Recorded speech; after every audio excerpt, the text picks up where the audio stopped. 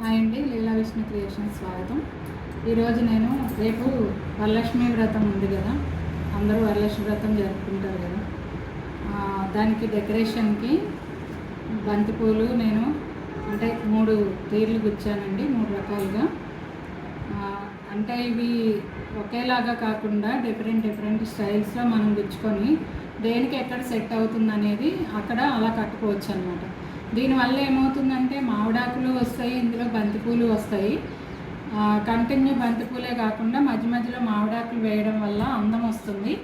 ఇంకా దానికి సాయం ఏంటంటే మామిడాకులు చాలా మంచివి కదండి. మామిడాకులు విడిగా కట్టుకొని బంతిపూలు విడిగా కట్టుకుంటే చాలా పువ్వులు పడతాయి. అలా కాకుండా ఇలా అయితే చాలా తక్కువ పువ్వులతోటి తక్కువ మామిడాకులతోటి మనకి తోరణం తయారైపోతుంది. తోరణం అంటే ఎక్కడ గుమ్మానికి కట్టుకొని లేకపోతే హాల్లో ఎక్కడ కట్టుకున్నా కూడా, మనము దేవుడి మందిరానికి కట్టుకున్నా కూడా ఇలా డిఫరెంట్ స్టైల్స్లో మనం గుచ్చుకుంటే కనుక చాలా తక్కువ పువ్వులతోటి అయిపోతుంది. ఇవి నేను 1/2 కిలో పువ్వులతోటి ఇలా 3 దండలు తయారు చేశాను. ఇంకా చాలా పెద్దగా ఉన్నాయి, ఇటు పక్క కిందికి కూడా వేసాను ఇదంతా. కాకపోతే మీకు మోడల్ కోసం ఈ 3 మోడల్స్ చూపిస్తున్నానండి. ఇక్కడ ఇలాగా కొంచెం 3 పువ్వులు ఇచ్చేసి మధ్య మధ్యలో ఇలా చిలక మోడల్, అంటే ఇగో ఈ మోడల్లో నేను గుచ్చాను. మామిడాకుని ఇలా చిలక మోడల్లో పెట్టాను. దీన్ని ఎలా అంటే మామిడాకు ఇలా ఉంటుంది కదా,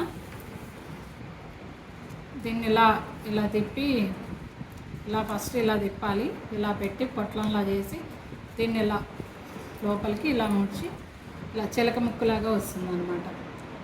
అర్థమైంది అనుకుంటున్నాను. ఇలా పెట్టేసి గుచ్చాలన్నమాట. ఇది ఆ స్టైల్లో గుచ్చాను. తర్వాత దీన్ని ఏంటంటే ఒక పువ్వు ఒక మామిడాకు అలా వేసుకుంటే ఇది చాలా పెద్ద దండలాగా వస్తుంది. ప్లస్ మనకి అంటే ఎక్కువ పెద్దగా చాలా దూరం కట్టాలి అనుకున్నప్పుడు ఇలా చేసుకుంటే కనుక చాలా పెద్దగా వస్తుంది అనమాట. ఇలా దండ మనం ఇలా కూడా చాలా అంటే ఒక ఆకు ఒక బంతి పువ్వు వేసుకుంటే చాలా బాగా వస్తుంది. ఇక్కడ వచ్చేసి 2 ఆకులు